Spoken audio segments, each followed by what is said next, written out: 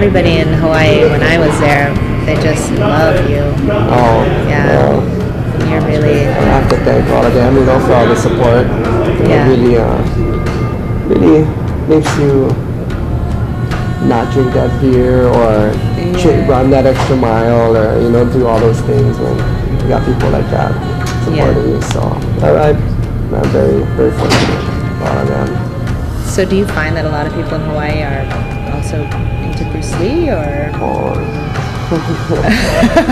Everybody everywhere is into Bruce Lee, but definitely in Hawaii, growing up, everybody had the poster with him, the man talks like this, and the one with the scratches, and he's like this. And he's like, Bruce Lee is like the prototypical MMA guy, right, from back in the day. He was doing it all. He was with Jim LaBelle, he was doing the striking, he was doing the grappling.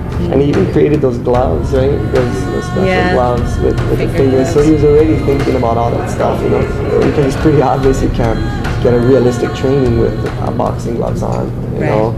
I mean, how do you feel? I mean, that being your dad, what does that make you feel like?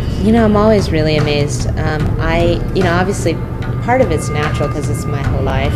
He's my dad. He's always been my dad. So, there's that sort of natural part of it. But for the most part, I grew up in a really, I didn't grow up like in Hollywood or anything like that. We just lived in a small neighborhood and just went to school and all that. We didn't lead any kind of glamorous life. And so, but, throughout my life, there'll be like things that'll happen, Bruce Lee events, or we'll go to something, and so many people all the time from all over the world are always telling me, how inspired they are. They got into martial arts because of him, or they're so influenced by him, and it's really surreal. It's really amazing to me. I know, it's like the first thing like people will click to and think when it's anything with martial arts, whether it's starting or into it, or who do they want to, at their pinnacle, I mean, who do they want to be like, who do they want to emulate?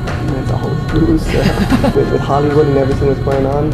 I mean, did he get along with all the guys? Did he feel like the guys gave him a fair shot, or sometimes didn't? Or how was all that? He got along great with a lot of people, and then at the same time he met with a lot of resistance from people because he was a Chinese guy, and people didn't want to give him parts in films and things because he was a Chinese guy, and they didn't think he could carry a movie as a leading man. All the people that knew him really well really loved him. His students and his friends and the people he worked with were really they were really always really engaged by him. He was such an interesting person and such a physical guy and everything, and he was really engaging to talk to, and everybody loved that. But people who didn't know him, that a lot of times they didn't want to give him a chance. Well, I've seen you fight, and you're an amazing warrior. It's an honor to be sitting here with you. So, yeah, I look forward to seeing you get back out there again. Are you running for office? I am. Actually, the election's going great. Good. Yes. I hear you're already in office, actually, right? You got the belt, right? I do have the belt. Yeah, pretty much the name right now. It's working out. We are working on building a Bruce Lee museum in the Seattle area. And so we're going to go check out the Hockey Hall of Fame because I hear it's amazing. Nice. And we're going to get a chance to actually meet with the president, CFO, to sort of talk to them about how they did it, how they built the get some good Hall ideas. of Fame, get some ideas, Nice. figure out how to get it done. Nice. Well, if you guys need a stylist or like an interior designer, You do that on the side? I could come through for you. Yeah. As you can see, I have a little style of my own. So. I see that. You're very dressed up. It's time for it. Is this what you wore at the expo today? No, it wasn't. We did this thing called the Super 7. I think that's what they called it, and it was us 7 champions. So they would ask us to dress up and bring our belts. And it was really cool. It was. I just had a feeling that it was going to be a historical moment, and it was the first time it's ever happened.